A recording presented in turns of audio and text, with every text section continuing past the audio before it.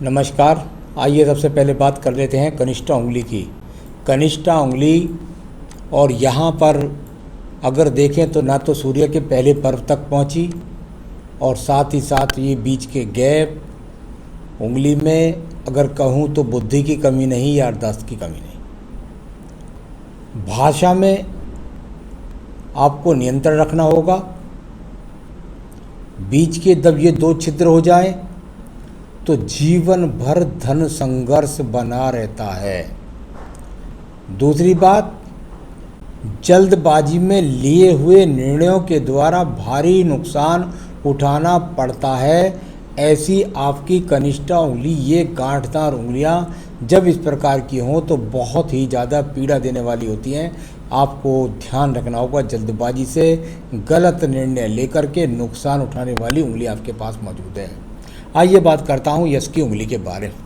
यश की उंगली, हमारी भाषा शैली में इसको बीमार उंगली कहते हैं। जब उंगलियों के बीच में शनि की और इतना बड़ा गैप रह जाए तो इसको बहुत बड़ा अपने आप में रोग माना जाता है। यानी कि ये वो स्थिति है जो जीवन भर आपके अपने घर वालों से, आपके ऑफिस के कार्यालय में, आपके घर क्षेत्र परिवार के अंदर सभी लोगों से संबंध को कड़वाहट के रूप में बरसता है।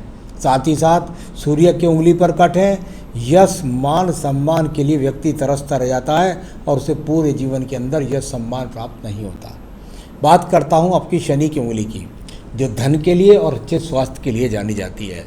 इस पर भी देखते हैं तो ये अपने आप में वो निशान यहाँ बने हुए हैं जो आपके शरीर के अंदर हमेशा कुछ ना कुछ रोगों को लगा करके रखेंगे। और साथ ही साथ आप यदि कहें कि भाई धन की स्थिति, तो मजबूत धन की स्थिति को भी ये नहीं दर्शाते हैं। अब बात करते हैं बृहस्पति की उंगली की। बृहस्पति की उंगली संतान सुख सहयोग के लिए, पति सुख सहयोग के लिए जानी जाती है। यहाँ पर ये दोनों ही पर्वत अगर कहें तो अपने आप में दूषित रूप से हैं, जो इस बात को दर्शाते हैं कि पति के साथ में वैचारिक मतभेद रहेंगे। साथ ही साथ इतना बड़ा गैप बीच में आ जाए तो ये भी अपने आप में धन की संपत्ति के लिए, ईश्वर की कृपा न होने के लिए, यानी उन स्थितियों के लिए जाना जाता है। बहुत ही चारों के चारों उंगलियों पर खराब स्थितियाँ मिली। अब बात करते हैं बुध के पर्वत की। आपके राइट हैंड पे चलते हैं क्योंकि आप काम करने वाली महीना है। तो देखिए, जहाँ तक राइट हैंड पे चलता हूँ और यहाँ जाकर मैं देखता हूँ तो ये स्थायी रेखा यहाँ पर आपके पास है। स्थायी रेखाओं का मतलब होता है स्थायी रूप से धन की प्राप्ति, यानी कि कैसी भी स्थिति है आपके पास स्थायी रूप से धन की प्राप्ति मिलेगी। साथ ही साथ संतान सुख भी अवश्य मिलेगा। अब ऐसा हो सकता है कि संतान सुख जो वो अपना काम करने की वजह से आपको थोड़ा समय कम दे पाए। आइए यश की उंगली की बात कर लेता हूँ। यश का पर्व है और यहाँ पर ये एक तरह का त्रिशूल बना करके जब ये रेखा यहाँ खड़ी हो जाए और सूर्य पर्वत को देखे तो राज्य सरकार से संबंधित जॉब्स के अंदर या अच्छे प्राइवेट सेक्टर के अंदर कुल मिलाकर के अच्छा नौकरी मिलने का संकेत यहाँ है, या गवर्नमेंट के टेंडर्स में संविदा से लाभ मिलने वाला संकेत यहाँ है। अब बात करते हैं हम आपके धन के पर्व की। धन का पर्व और यहाँ दो स्थायी रेखाएं, जिसका सूत्र है हाथ का हस्तरेखा का, कि यदि किसी के हाथ के अंदर दो स्थायी रेखाएं खड़ी हो जाएं तो चाहे स्थिति कुछ भी हो जाए, उसके जीवन के अंदर धन उसे 101% हमेशा मिलता रहेगा और बुढ़ापे तक भी धन के योग बने रहेंगे। अब बात करते हैं हम आपके सीधा बृहस्पति के पर्व के बारे में। बृहस्पति का पर्व और यहाँ से मंगल पर्व से उठने वाली रेखाएं निश्चित रूप से आपको अपना मकान बनाएंगी। साथ ही साथ यहाँ ज्ञान की रेखाएं जो शनि पर्व को देखती हैं, योजनाओं के द्वारा लाभ भी दिलाएंगी, इस तरह की स्थिति। और साथ ही साथ बृहस्पति पर्वत उन्नत किस्म का है, यानी कि कैसी भी स्थिति है साधन आपके पास बने रहेंगे। अब मैं बात करूँगा आपकी हृदय रेखा के बारे में। हृदय रेखा और यहाँ से शुरू में कुछ हल्का सा दीप बना करके चलने वाली हृदय रेखा आगे तक जाकर और बृहस्पति पर्व को पहुँचती है और कुछ मंगल रेखाएं इसको आकर के काट देती हैं। जब ये मंगल रेखाएं इस प्रकार से काटने लगें यहाँ पर हृदय रेखा को, तो ये अपने आप में वो चिन्ह है, जो नीचे वाला सबसे बड़ा ये ज़्यादा है, तो कुल मिलाकर के ये अपने आप में वो चिन्ह है जो बताता है कि आपके वैवाहिक संबंधों में खराबी के लिए जाना जाती है ये स्थितियाँ। चलिए अब मैं बात करता हूँ इसके बाद में आपके सीधा आपकी मंगल रेखाओं के लिए। मंगल रेखाएं कर्म रेखा के रूप में जानी जाती हैं और मंगल का पर्वत यहाँ पर काफ़ी रेखाओं के साथ कटा फिटा है। यानी अगर संतान हो तो सर्जरी के द्वारा हो या कष्टों के द्वारा हो, साथ ही साथ संघर्ष करने के बाद भी यहाँ पर लगातार संघर्ष करने की रेखाएं, आप लगातार काम करती रहती हैं। आप ऐसा नहीं है कि आप निठल्ली बैठ करके सपने देखती हैं, ऐसा कुछ भी नहीं है। अब बात करता हूँ बुद्धि रेखा की। बुद्धि रेखा पहले समानता से चल करके एकदम ढलवां और चंद्र पर्वत पर पहुँच गई। यानी यहाँ से सही चली, कुल मिलाकर ये सही जीवन चल रहा था, और यहाँ से एक बुद्ध रेखा को भी रेखा गई, यानी कि जीवन में योजनाओं के द्वारा बुद्धि से धन लाभ का संकेत भी निकला। तो ये अपने आप में थोड़ा जब इतनी ढलवा हो जाए नीचे की तरफ, तो ये अपने आप में मानसिक चिंता को दर्शाती है। चाहे कारण कुछ भी हो, लेकिन मानसिक चिंताओं को दर्शाती है। द्वितीय मंगल पर्वत के बारे में बात करता हूँ, तो इसको जाना जाता है झगड़ों झंझट मुकदमों के लिए। अभी वर्तमान की स्थिति में मुझे कोई झगड़ा झंझट मुकदमे के योग नहीं दिखाई देते। हो सकता है पहले कभी रहे हों, तो वह भी यहाँ पर वर्तमान में कोई चिन्ह नहीं है। सबसे ज़्यादा जो दूषित पर्व है आपका, वो है चंद्र पर्वत। इतने सारे एक्स इस पर बने हुए हैं कि आप अवसाद की स्थिति में भी जा सकती हैं, आपको डिप्रेशन भी हो सकता है, आपको मानसिक रोग भी हो सकता है, और आपको अड़चनों की वजह से बहुत परेशानी का सामना ये चंद्र पर्वत दिखलाता है। बहुत ही दूषित स्थिति है, तो ये साथ ही साथ रोगों के लिए भी खराब मानी जाती है। इसके साथ में मैं यहाँ व्यापारिक रेखाओं की बात करूँ, तो व्यापारिक रेखाओं के रूप में यहाँ पर अगर मैं देखता हूँ तो ये रेखाएं चलती हैं, परंतु सब टूटती हैं। कहीं इन्वेस्टमेंट करें तो बहुत सोच समझ कर करें, क्योंकि आपको सिर्फ नुकसान ही मिलने वाला है व्यापार से। शुक्र पर्वत से जब ये रेखा निकलती हैं तो बहुत अपने आप में साधनों में कमी लाती हैं। ये जो मैं गोल बिंदु यहाँ घुमा रहा हूँ, ये पूरा का पूरा केतु स्थान है।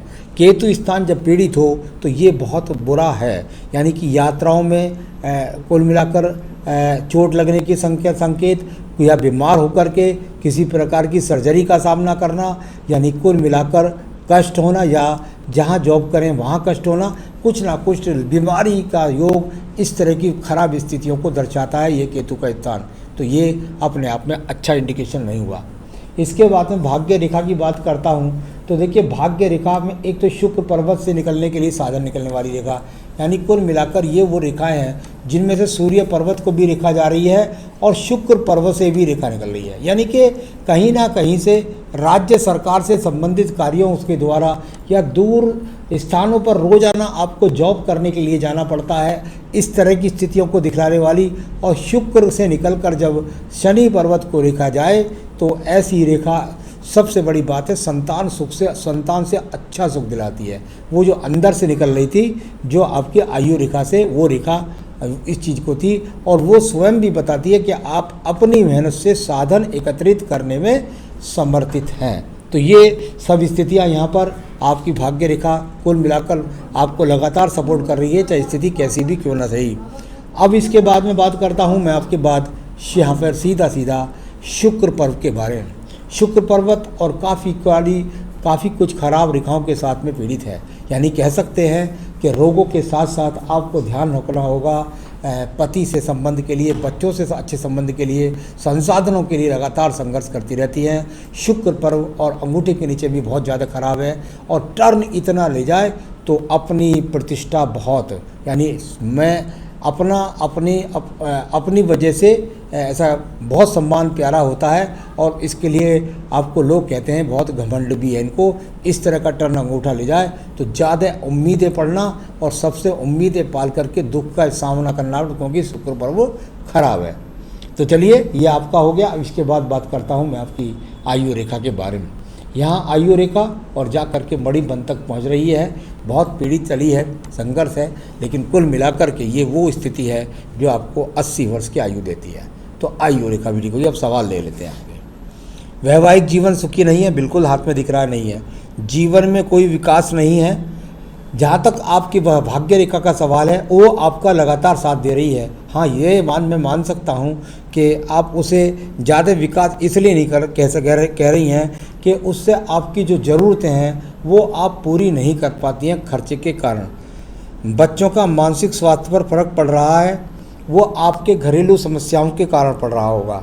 तलाक की संभावना है, क्या तलाक लेना चाहिए या नहीं, अगर हाँ तो कब और कितने समय बाद। आपके जीवन में जो दुख है वो इतना लिखा हुआ है जितना है। मेरे हिसाब से मुझे तलाक की स्थितियां यहाँ नहीं लगती। और मैं ये भी कहूँगा साथ के साथ कि जितना सुख इस पति से है इतना सुख दूसरे पति से नहीं मिलने वाला। इसलिए कृपया करके, क्योंकि आप ये लेकर के पैदा हुई हैं भोगकाल, सारी फिंगर्स ने भी बताया था, तो कृपया करके आप दूसरे तलाक के बारे में, विवाह के बारे में, तलाक के बारे में ना सोचें। और कितने समय की तबाही पैदा नहीं, क्योंकि उससे भी ज़्यादा दुख शुरू हो जाएंगे उस दिन जिस दिन आपका विवाह करने की सोची आपने। तो तलाक के बाद गृह शांति, मानसिक शांति, दूसरा विवाह, भाग्य होने की संभावना, क्या जीवन वर्तमान समय से उत्तम होने की संभावना है या नहीं। देखिए, आपके पास लगातार स्रोत बने हुए हैं धन के आगमन के। जहाँ तक इससे अच्छे के जीवन की बात कर रही हैं, कहीं भी नहीं। इससे अच्छे जीवन की संभावना आपके जीवन में कहीं भी नहीं है। यानी कुल मिलाकर के मैं जो भाग्य है इस समय, इससे अच्छा भाग्य आपके जीवन का नहीं आने वाला है। तो मानसिक शांति के लिए, गृह शांति के लिए मैं उपाय बताऊंगा, वो आप करेंगी तो आपको अच्छा रहेगा। जीवन में कोई कोर्ट केस होने की संभावना है, अभी कहीं नहीं लग रही। अपना मकान कब बनेगा, मकान या व्यापार में पति के साथ मिलकर इन्वेस्टमेंट करना ठीक रहेगा या नहीं। कहीं पर भी आपने इन्वेस्टमेंट कर दिया, पति के साथ कर दिया या कहीं भी कर दिया, वहाँ से पैसा आपका लौट के नहीं आना है। अब आपके पास इतना पैसा फालतू है, कहाँ लगाना है कहाँ नहीं लगाना है, ये आपको स्वयं निर्णय। मैं तो हस्तरेखा से सिर्फ ये बता सकता हूँ कि आप कहीं भी पैसा करेंगी, लौट करके आपके पास नहीं आना है। तो वो आपको सोचना है तो कि पति को इन्वेस्टमेंट करूँ, मकान को या ना करूँ। आपने पूछा मेरा अपना मकान कब बनेगा। आपकी वो आयु है इस समय 48 वर्ष। मेरे हिसाब से हस्तरेखा में आपकी में योग बन रहा है लगभग 53 से 55 वर्ष के बीच में। तो उस समय ज़्यादा संभावना है आपके हाथ के हिसाब से।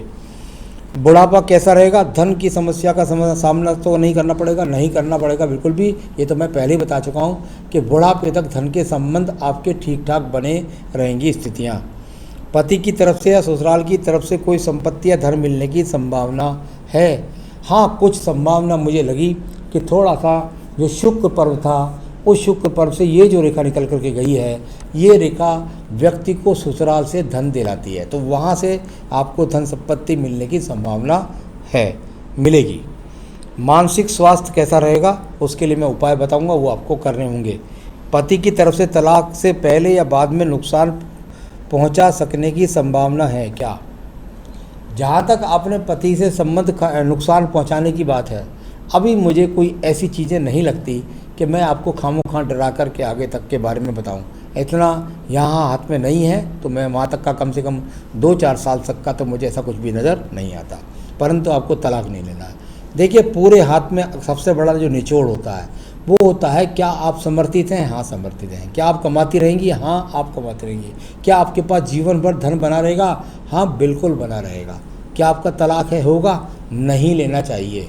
तो कुल मिलाकर मैंने आपके सभी सवालों का जवाब यहाँ पर सही तरीके से आपको जितना भी मेरे से प्रयास हुआ समझा सका। अब मैं आपको बताऊंगा आपको उपाय क्या करें आप, जिससे आपके पास धन के आगमन भी बने रहे और आपका मानसिक शांति भी रहे और आपका गृह कलेश भी ना हो और आपका विवाह विच्छेद भी ना हो और सही तरीके से अपने जीवन को संपन्न कर सके। आपको कुछ नहीं करना है, सिर्फ और सिर्फ एक ही पूजा आपको मैं बता रहा हूँ, और वो है देवी कवच। दुर्गा सप्तशती में से देवी कवच पढ़ लीजिए। जिस दिन 108 दिन पढ़ते पढ़ते जाएंगे, उसके बाद प्रभाव शुरू हो जाएगा उसका, और 1 साल में वो सिद्धि के रूप में बन जाता है। फिर देखिएगा आपके जीवन के अंदर बहुत सारी समस्याएं आपकी जितने आगे बढ़ती जाएगी पूजा, क्योंकि आपको देवी कवच अगर वो आपको पूरी आयु पढ़ना पड़ेगा। जिस व्यक्ति को देवी कवच याद हो जाता है, संस्कृत में याद हो जाए या हिंदी में याद हो जाए, उसके लिए कहते हैं कि उस पर देवी की प्रसन्नता हो गई। फिर वो व्यक्ति दूसरों को भी अपने मुंह से कुछ कह दे तो सिद्ध हो जाता है। तो बस देवी कवच कीजिए, जीवन में सुखी रहिए, यही मेरी शुभकामनाएं। नमस्कार।